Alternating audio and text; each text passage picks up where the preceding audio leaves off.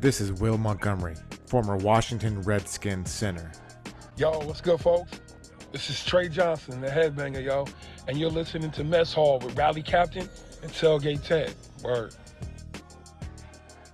What's going on, Rally? How you doing, man? Ted, man, it's cold outside, but it's warm in my heart. And I have to say that I've got great news today, man, and I can't wait to share it. Let's get it. Man, you teased it at the end of last week's show, and you mentioned you were going to share how much money you ended up raising for the Red Cross with the help of our friends from Woodbridge Collectibles. So, man, let's just get to it. How much money did you actually end up pulling out there for those guys? Well, first, let me say, once again, thank you to Woodbridge Collectibles, and thank you to the many fans who came out to the rallies to be able to donate to this great cause, the American Red Cross. As you know, I'm very passionate. I give blood every 6 weeks, as much as I possibly can, to help another life, because blood right now, as we know, it's scarce. And so, you want to be able to, if your loved one is in an accident or some type of tragedy, you want to be able to have blood in the banks to help them and anyone else that may need it. So I'm happy to say, Ted, that with everyone's help, their donations brought $1,415. So my hat's off to you guys. Thank you so much. That's awesome to hear, man. Seriously, it's just doing something that you're doing anyway, hosting these rallies. And with the guys at Woodbridge Collectibles giving you Smoot jerseys, other jerseys to raffle off, and seeing your following and all those people at those rallies just raising that money for a good cause. You're right, man. It is 30 degrees out, but it must feel like it's 80, considering how heartwarming that is, dude. So hats off to you, man. I should have put one on so I could take it off right now, because that is badass. You can give me a salute. How about that? There you go. We are the Commanders, man. So that's right. That is awesome. Yeah. So we gotta, find a way to top that next season, man. Now that we got a whole season underneath your belt. Well, hopefully we have some more sponsors along with Woodbridge Collectibles, and we can make this thing even bigger and better than last year, because you're only as good as your last performance. And so $1,415 is our last performance. We're looking for possibly 2. How about that? Hey, I'll see if Hale Barbecue can throw some cash in there for you too. So I'll see what we got lying around the coffers. But maybe we can also send Daron Payne a tweet, because that big man just got paid and he's got some money burning a hole in his pocket, let me tell you. Well, yeah, and I heard that he said he's going to take his family on a vacation. So the way I look at it, hey, brother, we're all family. You know what I mean? So let's go. Hey, Daron, hit up sbevents.net. Have you seen the pictures from, who are you in, Bora Bora? Bora Bora. I didn't even know that was a real place until you sent me pictures. But if you've seen the pictures, Daron, you need to hit Rally up, because that vacation looked top notch. And rumor is you've got about $60 million burning a hole in your pocket that you can spend. And I was shocked. I did not think that the Commanders would get this deal done. They were the first team to franchise a player with a franchise tag, and they used the non-exclusive tag. And backtracking, for those listeners that missed that, the non-exclusive tag meant that Daron could have started talking to other teams. The legal tampering period started this past Monday. And for those wondering, it is Wednesday the 15th at 4:18 that we're recording this. So Daron could have started talking to other teams, and more so his agent, not him. And he got tagged on February 28th. Well, the team decided to not let Daron test the market and not let Daron negotiate. And they offered him a 4-year contract worth up to $90 million. Couldn't believe it. Yeah, neither could I. And I have to tell you, Ted, and our listeners, I was one of the guys who just didn't think that we had the money to be able to do it. And because of that, I was shocked. And I think in some of the prior pods, I was saying, of course, I would love for them to do it, but how can they do it? And so that just goes to show you that's why I don't work in the front office of the Commanders, because I would have written it off and we would have been looking at our rookie who got injured to step in, DeMathis, to take his place. But that's once again why I am not in the front office. You or I aren't in the front office. And so, but speaking of that, I mean, I know that you are a numbers cruncher. And because of that, I know you know how they were able to get it done. So talk to us. How were they able to get it done? So his AAV, which is his annual average value of the contract, that's what the players like to tout when they're bragging amongst each other on what their deal is. Just for comparison, John Allen, who signed his big deal last year, his AAV is $18 million. John's cap number for 2023 is $21.4 million. Now, Daron, if he was actually going to play on that franchise tag, would have cost $18.9 million against the cap. But because the Commanders locked him up to that 4-year deal, he's actually only costing $10 million against the cap this year. So they saved themselves almost $9 million by signing Daron to that long-term deal. His AAV for his contract is $22.5 million. So they're spreading this out long-term. And part of this was, I didn't think it was doable because of the whole Dan Snyder being on the outs thing and the whole escrow accounts. Right. So Kevin Sheehan had, I think, let me pull it up here. It was J.I. Halsell on his show. And J.I. went over basically the 2023 escrow requirements for contracts and owners. So what we were led to believe was that Snyder would have to put all that money down now if he were to lock up Daron Payne. So at that point, I'm thinking there is no way in the world Snyder's going to want to throw out $60 million for a player where he's not even going to own the team in a year potentially, or 3 or 4 when Daron's here. Well, it turns out that the NFL did their escrow requirement review on January 31st of 2023. Because Daron's contract didn't happen then, Daron isn't going to get paid really by Dan. The deadline to fund escrow accounts is on March 31st. So because the actual review happened, Snyder doesn't have to fund an escrow account for Daron. Next year in January, that's when another review is going to be done. So they're going to see that the escrow account for Daron Payne is going to be short some change, a couple $1 million of change. So whoever is owner at that point in time is going to have to dedicate that money and put it in an escrow account. So if Snyder owns a team come next year, then he's on the hook for that guaranteed money. If it's not Snyder and it's Harrison Rails or Bezos or who knows, then that person is going to be on the hook for Daron's money. So knowing that, and when that news came out, it gave me some hope for the offseason and really what we're going through right now with free agency. Free agency started today at 4 o'clock. So you're seeing players getting picked up as we speak, and we'll talk about that as that hits. Yeah.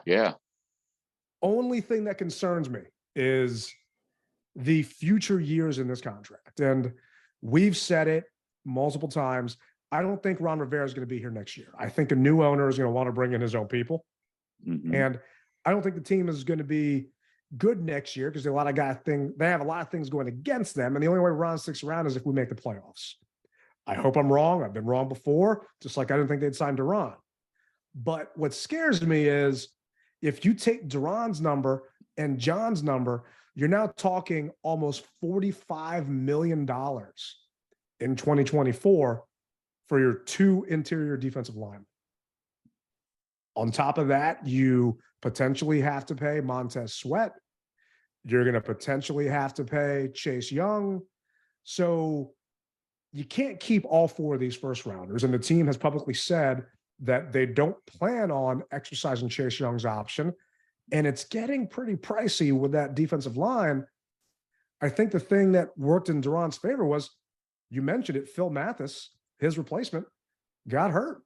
And it gave Daron a chance to ball out and get those 11.5 sacks. And I'm happy for the young man. He deserves to be definitely. paid, and let someone else crunch those numbers and deal with that down the road. And if Sam Howell can hit, then hey, we don't got to pay a quarterback top dollar. We can spread that money around to that defensive line and maybe some offensive line. And I'm all about spreading that money, brother. Because it needs to be. It's like peanut butter and jelly. Spread it, baby, and make us a good sandwich. Because right now, we need to be able to feast on some prospects coming to the Commanders. We need all of it we can get, man. We do. And I mean, speaking of spreading around, I mean, he gets a $500,000 workout bonus each year. You know, and he could just maybe spread. Yeah, exactly. You know, imagine can I get a little bit of that? You know, what we could do with that. But I'm happy for him. And when he and John were out there, those two men were unstoppable.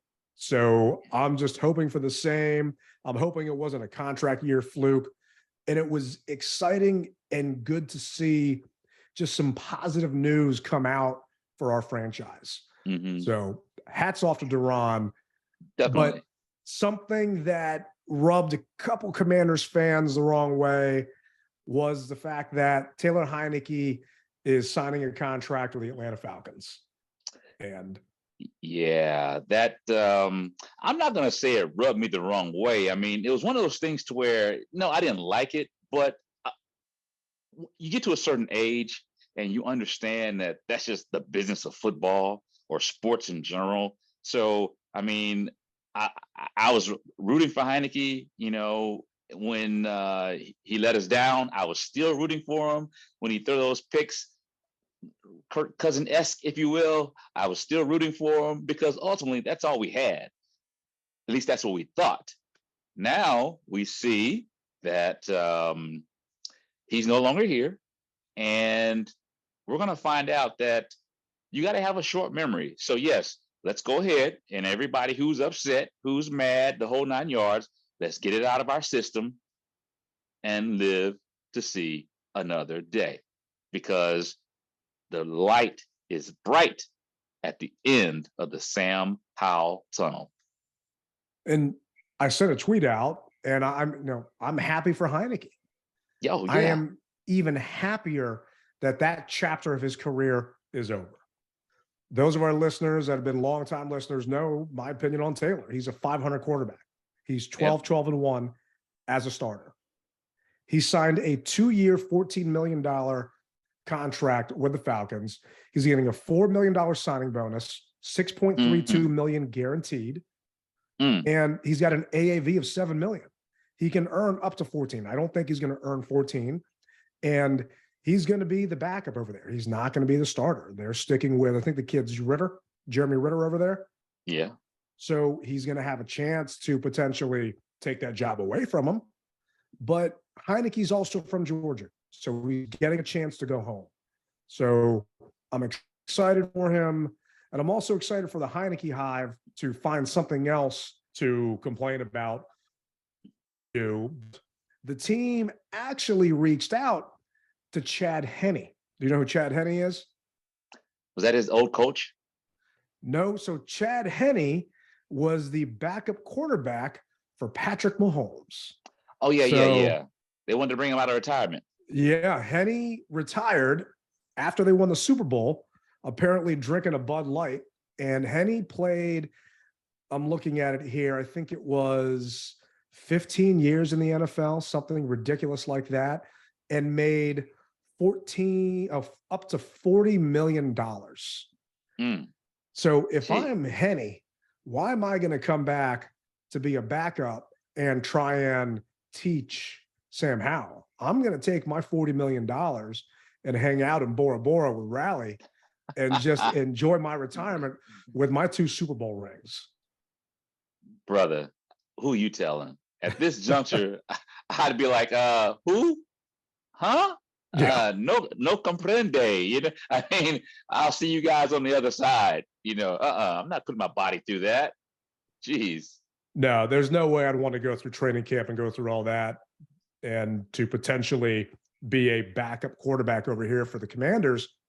But Diana Rossini just tweeted this a minute ago. The Commanders are expected to sign Jacoby Brissett. Jacoby most recently played with the Cleveland Browns. He has been in the league since 2016. He was a third-round pick by the Patriots. For those of our listeners that haven't followed Jacoby through his career, he's not really a fantasy quarterback stud, so I don't know anyone that would really know much about him. But the Pats drafted him in 16. He got traded to the Colts. The Colts actually had him start for them because Andrew Luck suffered a horrible injury in 17, and their backup, Scott Tolzien, went down on top of that. Then Luck came back in 18, so Brissett went back to be a backup. Then Luck retired in 19, so Brissett ended up starting. And then apparently he didn't do a good enough job because the Colts brought in Phillip Rivers in 2020. So Brissett got moved to the backup again. Then he ended up going to the Dolphins in 21. And because of the whole Deshaun Watson being suspended by the league, he actually ended up playing for the Cleveland Browns last year. So I think that's pretty much the definition of a journeyman quarterback. I mean, he's not quite, Ryan Fitzpatrick teams that he's played with, but he's been around the league. He's started a bunch of places, and it looks like he's going to compete with Sam Howell for that job here, that QB1 job in DC. Curious what your thoughts are. I'm not mad at that decision. I think that he has enough experience to compete for the starting position. I mean, obviously his resume speaks for itself. So I like the fact that he's a typical tall, strong arm quarterback. I like that. He can see the field. I'm not quite sure what all of his stats are, but just from what I've seen, I'm not mad at it. And at this point, we have Howell, who has a lot of upside. It's just a matter of him getting the playbook in hand and making it happen. And as my T-shirt says, for those who have seen it and for those who may not have seen it before, it says, it doesn't have to be pretty. Just move the chains. That's all we ask for. That's all we ask for. And you asked me about Heinicke, and that's all I asked for Heinicke. I actually gave Carson this T-shirt. Well, Carson didn't read it, obviously. He didn't read it because he didn't move the chain. But I will be giving Kobe a shirt, as well as when I see Sam Howell, I'll give him a shirt as well, so that they can ingrain this in their head. It doesn't have to be pretty. Just move the chains. And we've got an upside, and let's go from here, bro. How do you feel about it? I mean, from a stats perspective, Brissett completed 61% of his passes. He had basically a 2-to-1 touchdown to INT ratio, 48 TDs, 23 picks. He also has 15 career rushing touchdowns with 900 rushing yards in 48 starts.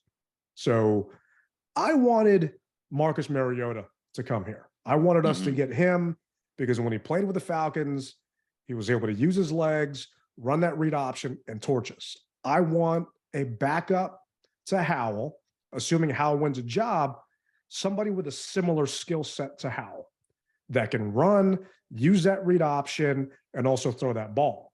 I didn't want someone like a Carson Wentz, for example, and we all know Carson wasn't staying here, but I wouldn't want Carson to be QB2 if Howell's QB1 because their skill sets are too different. You would have to give the offense to two different people.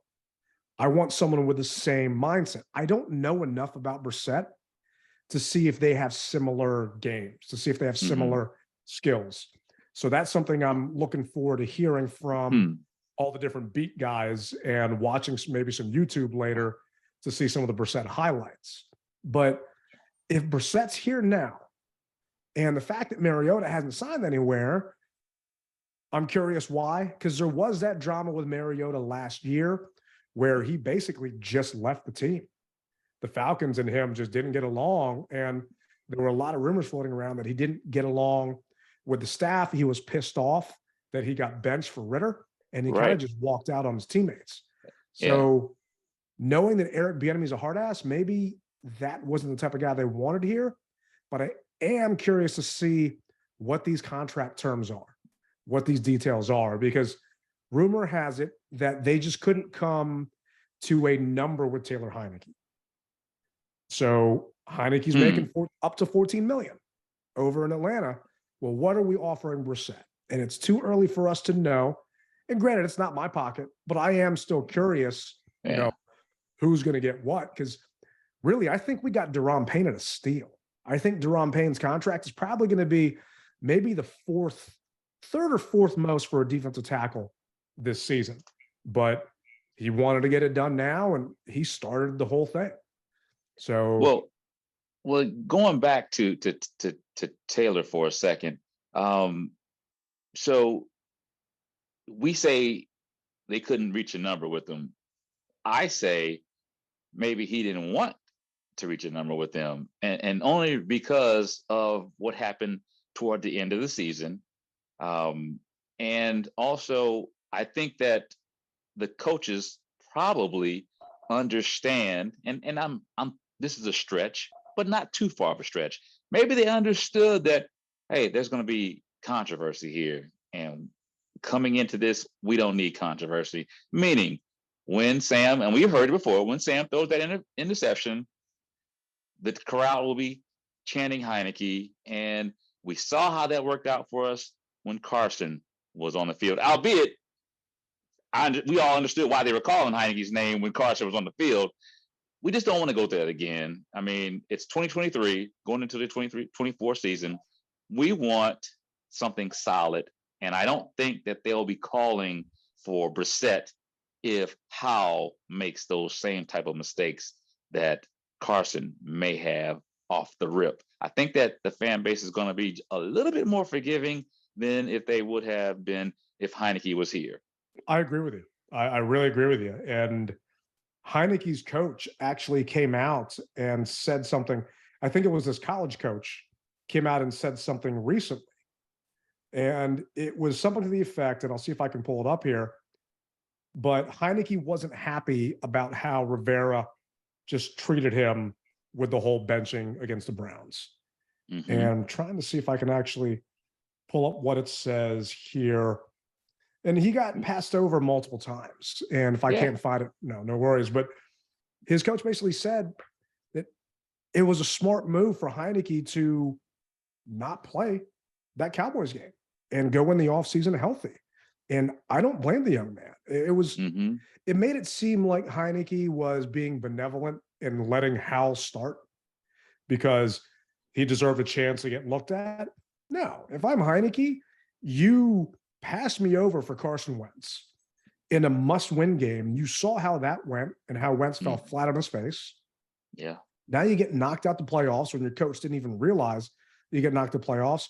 And you want me to play against the Cowboys who have something to play for with a patchwork offensive line in front of me.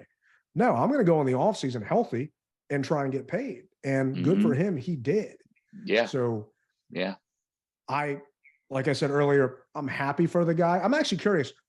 Let's start off with the bad and end with the good. What is your worst Heinicke memory and your most favorite Heinicke memory over his tenure here? Worst memory is I think that we were driving, and I can't remember which game it is, so please forgive me, but everyone's going to know what I'm talking about. We were driving down the field, game's on the line, and he throws an interception. Which time? To basically end the game. I mean, we were on like the 10-yard line. I mean, we were right there, and he throws a pick, and it's done. And let the sails went out of everybody's sails that game. And forgive me because I don't know the name, who we were playing, but I just remember that it was just we were there. We were there. The most memorable game, obviously, is the Tampa game when we didn't know who the heck this kid was, and which put him on the map here, and that diving to the pylon. That is what put him on the map, and that is what is forever ingrained in Commanders, Washington football team fans' minds, that this kid has heart. Who is this kid? How is he doing this? And yes, we feel as fans that we almost beat Tampa Bay, but we really didn't almost beat Tampa Bay. We did. But People need to go back and look. We didn't. But as fans, we feel as though we almost did. So I'm going to say I was one of those fans that feel that we almost beat Tampa Bay, even though we didn't. All right. So those are the two that stick out in my mind. It's kind of his decline, as well as what got him on the map to begin with. What say you? Yeah. So for me, the one thing that killed me was the game in Green Bay where he dove short of the goal line. We had a chance to beat the Packers up there, beat Aaron Rodgers in Green Bay, and he dove too fast. He dove too soon, and he ended up being short of that goal line, and then that game spiraled out of control. But the one game I'm always going to remember him for is the Monday Night Eagles game. When you were up there this past year, they were undefeated. He didn't have the best stats at all, but the guts he had on a couple of those scrambles to just buy some time. And the play I'm going to remember him for here was that third down where he ran, scrambled around to try and extend the clock, and then he took a knee and got hit with that personal foul penalty because they came and decked him. Yeah, he gave himself up. Yeah. He realized, I mean, just the smarts that guy had. If he had the arm to go with the smarts, he'd be a starter in this league making a hell of a lot more than $14 million. But go ahead and say it. Go ahead and say, excuse me, go ahead and say that he'd be a starter for the Commanders. Don't say the league, the Commanders. I don't think we'd have a chance to get him. I don't think he ever would have fallen to us. He wouldn't have been sleeping on his sister's couch at that point. I think okay, I see what you're saying. He never would have played for the Battlehawks in the XFL and did all that stuff. But I am always going to remember how smart that guy was. I remember one time when Kirk Cousins ended up spiking a ball when he shouldn't have spiked the ball, and it just killed us. I think he actually took a knee when he wasn't supposed to take a knee. He was supposed to spike a ball. Yeah. And, just different stupid stuff like that. Heinicke knew down and distance and what was going on. And that's something I'm hoping he imparted on Sam Howell. And actually the details just came out. It looks like the Brissett deal, now that he's most likely going to be QB2, is a 1-year, $8 million deal that can hit $10 million. This is from Jeremy Fowler from ESPN. Okay. So knowing that it's a short-term deal like that, I'm even happier, because if the Howell experience does not work and the Brissett experience doesn't work, odds are Rivera's gone. Yep. And we get a new coaching staff that gets to start off fresh with their players. And to me, that is the most important part. That's what was best about Carson Wentz's contract. They cut him for 0 cap hit this year.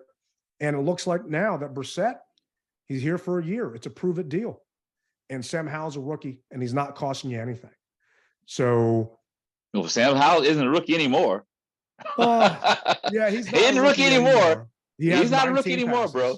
Hey, that gentleman has graduated. He is not a rookie anymore. And I got to tell you, I'm not looking at him as a rookie either.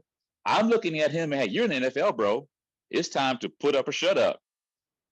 We just said it. I hear it. He's not QB1 for week 1. So Rivera said he's going to go into camp as QB1 to earn that spot. So I'll be curious, can he beat out this vet? And it's not like he's trying to beat out, Lamar Jackson, who all you Commanders fans kept talking about. Well, sorry, that ain't happening. Go back to our last podcast. Can Howell beat out Brissett, a 7-year veteran? And if he can't, then there's a reason why Howell fell to the 5th round. Well, here's also something, Ted, that we need to think about. So obviously, you don't go into camp with just 2 quarterbacks. You have possibly 4.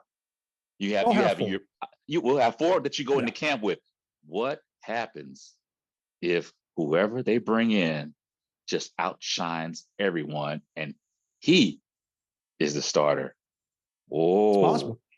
Oh, it's definitely possible. Yeah. It looks like Jake Fromm is still on the depth chart. Oh, that's right. So I'm not sure what type of contract they offered him, but it looks like Fromm is still here. But they'll still bring in another quarterback. And for those of you that haven't been to training camp, they need bodies. Training camp, you start off with 90 players, I believe. Then you got to cut down to 53. Well, you need another QB to run plays. And that's really what it comes down to. So there was that guy last year. I can't think of his name, but that really tall guy. Yeah, that could have played for the Wizards. I mean, they'd probably be in a better spot than they are right now in the playoff run. Wow. But I'm excited to see what happens and that the questions can be stopped. You know, it's Brissett, it's Howell. We're riding with those two guys. But the one position that you and I agreed was the most important, I believe, was offensive line. So the team ended up signing Nick Gates from the Giants to a 3-year, $16.5 million contract. And he actually started for the Giants in both of their playoff games. If you're listening to this, you guys know the history of Nick Gates. He broke his leg here in DC at FedEx Field. I think it was 2021. So guy came back from 7 surgeries. Odds are people are saying he's going to be more of your depth guy, your backup guy. But who knows? Something's going to happen in camp. He might earn himself a spot. The one guy I am excited, though, is we got the tackle from the Chiefs. And it's not Orlando Brown Jr., which is the best free agent tackle out there. We got Andrew Wiley, their right tackle. They picked him up for 3 years, $24 million. Wiley played guard and tackle for the Chiefs, but he knows Bieniemy's system, and he can help those offensive linemen understand protection in Bieniemy's system. So that, to me, is key. But we did let go of John Matsko. So I was kind of shocked to see that. And we talked about that with Will Montgomery when we had him on the beginning of the season. Matsko was touted as one of the best offensive line coaches out there. And I think he just got dealt a bad hand. Well, yeah. But if you also remember when we were the Redskins, who was our offensive line coach that became head coach just for a couple games, he was touted as one of the best offensive line coaches. As a matter of fact, he came from Dallas to here, and he did an outstanding job, but then they let him go, whether it was a bad hand or not as well. So it's the league, unfortunately. And one thing that I have to go back to that we talked about, Eric Bieniemy is the assistant head coach / offensive coordinator. So once again, I said it before, that speaks volumes because I can't remember the last time that we've had an assistant head coach. And Matsko probably was, I'm going to probably have to say that he was maybe just didn't fit in Bieniemy's what he was looking for. And that's what John Kine put out here. John actually tweeted, Washington's decision to fire offensive line coach John Matsko was described as philosophical differences. Matsko's career had been mostly spent in a different system than what new OC Eric Bieniemy will use. The Commanders could opt to promote assistant offensive line coach Travell Wharton. So they don't have someone right now as their offensive line coach. Not a big deal. It's fine. Let Bieniemy pick his groceries, get whoever the hell he wants. The good news is we've got 2 linemen that are hopefully going to be better than those horrible Commanders that Rivera and the guys picked up last year in Turner and Norwell. Well, is it Norwell still with us, though? He's still in a contract. And for right now, he's still there. So we can't necessarily just count him out, even though we would like to. I mean, you need bodies. And Norwell is still listed as a starter. So on the updated depth chart as of today at 404, and this is kind of crazy because I actually think they have Jacoby Brissett in here right now. They actually do. They've got Brissett as QB1 on the depth chart. But they've got Andrew Wiley at right tackle. They've got Sam Cosmi moved into right guard. Okay. Chase Rouillet at center. Okay. Andrew Norwell at left guard and Charles Leno at left tackle. And this is all speculative. You know, none of this matters. It is March 15th. Yes. Who knows who we're going to draft at 16? I hope it's a big boy so we can fill those trenches because we need to fix that offensive line. There's no jokes about it. No. And they're starting to do that. Yeah, slowly but surely. And I love it because they heard the fans complain. They saw the film. And one thing they always say, people lie, players lie, but the film doesn't lie. So with that being said, keep it coming. And maybe we can bring in some young guys, because you can always draft a lineman in the higher ranks. So I'm really looking to see what we do. And out of everything, Ted, can you believe that the NFL schedule will be out roughly in 60 days? 60. That's a long time, man. There was Ocean's Calling. It's that music festival in Ocean City that they tried to do last year, but the hurricane stopped it from happening. So I'm trying to get tickets because they go on sale tomorrow morning, but it's October 1st. And I don't know if we got a home game, we got an away game, what we got. So I'm going to buy tickets, and we might be giving away to our listeners if I can't go and that schedule drops, it doesn't work out. But man, that's crazy to hear that it's just right around the corner. Yeah, right around the corner. And actually, it's less than 60 days. I think it's more like 50, if I'm not mistaken, because May 12th is what I'm hearing. Then the schedule will drop. That's exciting. That is definitely exciting. I'm more so excited to find out when we're playing the Rams because I want to get out there for that game, when we're playing the Jets. Oh, yeah. And when we're going to have that Taylor Heinicke revenge game versus the Falcons down in Atlanta. Ooh-wee. Man, who are you telling, brother? And I got to give SB Events a plug because SB Events is going to have trips sponsored to all these games. And so if you got some money coming back on your taxes, put a little nugget to the side because we're going to wow you with this year's 2023/24 trips. I'm looking forward to seeing that. I'm definitely not getting any money back on my taxes, but I have 2 kidneys. Maybe I can auction one off, see what we can figure out.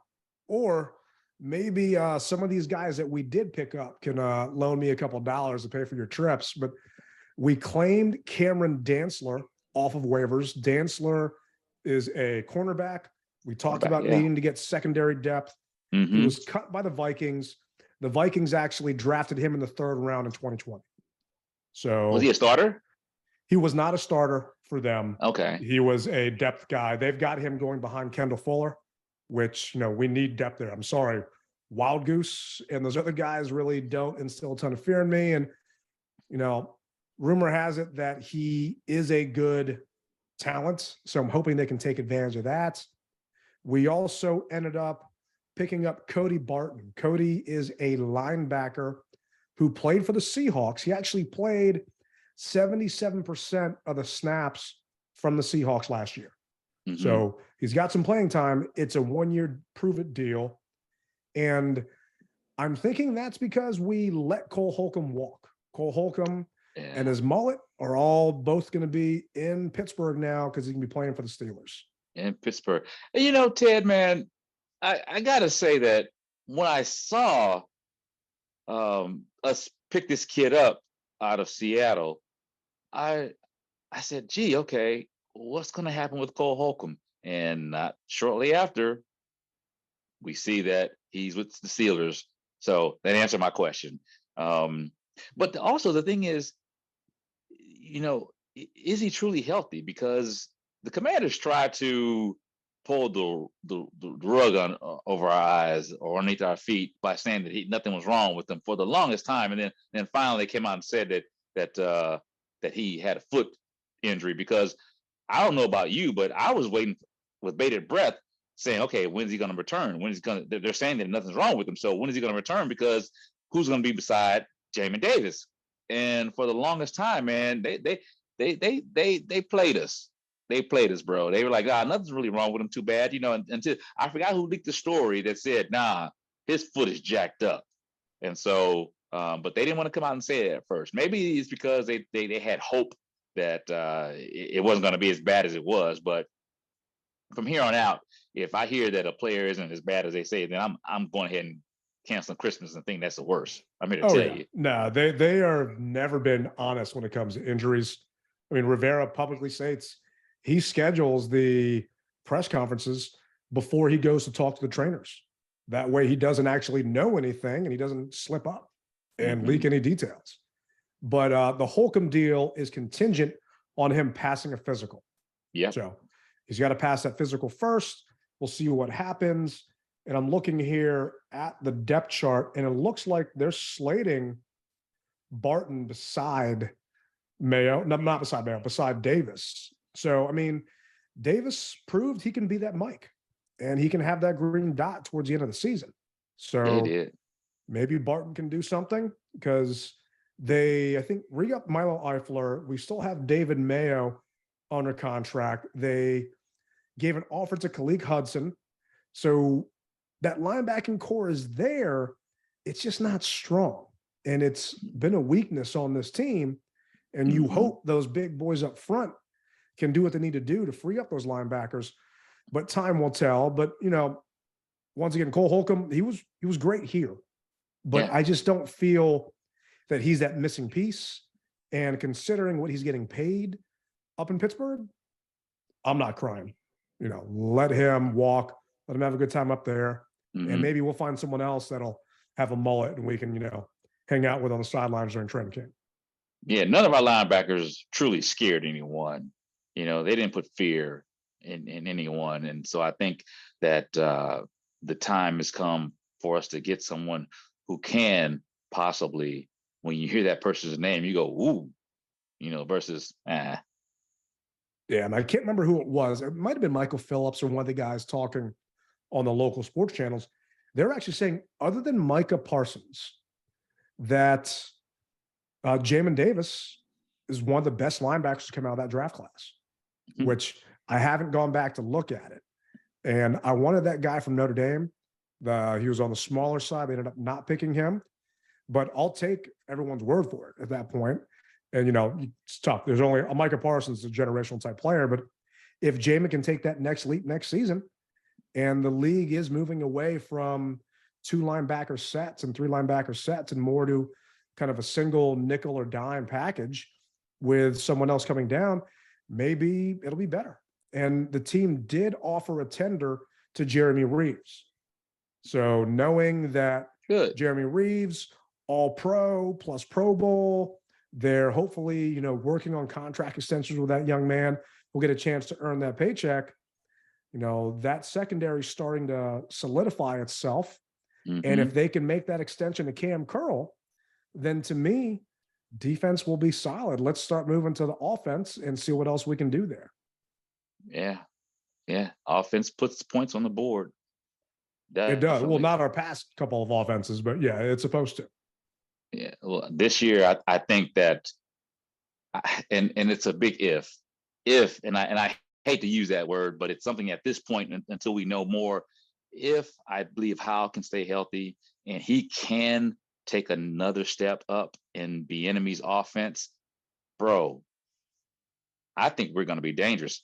And it's just not me that's saying that. I've heard other commentators, national commentators, say, don't sleep on the Commanders' offense. As long if they can get somebody who can get them the ball, don't sleep on us. And that is the biggest thing that's hampering us. We've got what we need, man. Let's just get somebody who can get these guys the ball on a regular, consistent basis. Yeah, and to me, that has to do with Eric Bieniemy coming here and scheming things up. And I envision Curtis Samuel in this offense being used like Tyreek Hill. And just that shiftiness and the way he moves, because we saw him hit that spin button a couple times on players last year. And if you actually have a coordinator that can dial up plays that have similarities to others, Scott Turner couldn't do that. And maybe that was because of limitations with who he had at quarterback or whatever, but he just couldn't do it. So knowing what Bieniemy brings from a play calling perspective and a play design perspective, and that we're finally getting some linemen. Now, granted, Nick Gates, 7 surgeries, didn't play the entire year last year. there are some question marks. And it would just be nice to get a guy that is solid in that position, not a guy that plays guard and tackle, just a badass stud tackle. Mhm. But the team is addressing the holes that they have. They're recognizing them and not ignoring them, and they're making moves to fix it. And as a fan, that's all we can ask for is look at yourself in the mirror. Don't feed yourself a bunch of BS, understand what's wrong, and do the best you can to address it. And I think they're doing that right now on paper. We'll see how it all plays out. It looks that way. And for all of our auditory guys, they're fixing the sound system. So, man, we're on a roll. We're getting there, man. We're getting there. And I'm excited to see what else they do during the rest of this free agency period. It's just day one. So knowing that it's day one and we're 1 hour into it and we've got all this excitement, I can't wait to have an update next week to see where we are now. No doubt about it. And you hear the music playing. And before we go, I've got to say, for all of you March Madness fans, come join me Friday night at 7 o'clock at FedEx Field, the sports book. Your drinks, your food, they're covered. It's being taken care of. Show up and come party with the Rally Captain at FedEx Field, the sports book to make that happen. It's free. Invite a date, impress her. The food and drinks are free. Come on out. That's awesome, All man. right? So the Fanatic Sportsbook at FedEx Field, you got my tab. Everything's straight. I got your tab, bro, along with Mrs. Tailgate, along with anybody that shows up. All right? All you got to do is find me. We'll all be together, and I'll say, Garçon, it's on our tab. It's taken care of. Oh, Pierre's going to be show there? up. No. Garçon, waiter, go on. Oh, I got you. Because he used to have a pizza place, so I didn't know. He did. Yeah, no, okay. If Pierre Garçon was there, brother, I would say Pierre Garçon was going to be there. But no, that's French for waiter, Anyway, thank you guys once again for donating. Woodbridge Collectibles, thank you guys for donating the jerseys to make it happen. American Red Cross, thank you guys as well. Man, we are on a roll, Ted, and I'm looking forward to what the 23-24 season has in store. Once again, coming to you from the Mess Hall, Tailgate Ted, Rally Captain. You rep it hard, or you don't rep it at all. That's going to do it for this week's episode, and we'll be out.